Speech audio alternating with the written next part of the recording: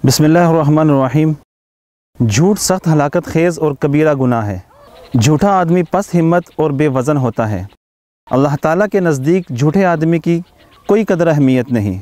झूठ से बचना इतना ही ज़रूरी है जितना कि इंसान गंदगी से बचता है।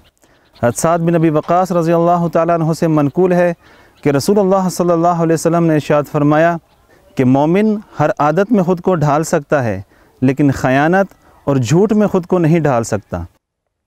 सफ़वान बिन सुलैम रज़ियल्लाहु ताला अन्हु से मनक़ूल है कि रसूलुल्लाह सल्लल्लाहु अलैहि वसल्लम से अर्ज़ किया गया कि या रसूलल्लाह, क्या मोमिन बख़ील हो सकता है? तो आप सल्लल्लाहु अलैहि वसल्लम ने फ़रमाया कि हाँ, हो सकता है। फिर अर्ज़ किया गया कि या रसूलल्लाह, क्या मोमिन बुज़दिल हो सकता है? तो आप सल्लल्लाहु अलैहि वसल्लम ने इरशाद फरमाया कि हाँ, हो सकता है। फिर अर्ज़ किया गया कि या रसूलल्लाह, क्या मोमिन झूठा हो सकता है? तो आप सल्लल्लाहु अलैहि वसल्लम ने इरशाद फरमाया कि नहीं, मोमिन झूठा नहीं हो सकता।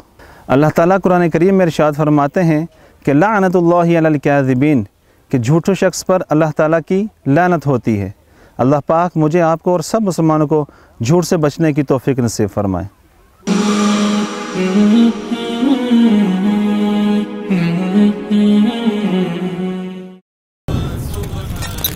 रिसाल उर्दू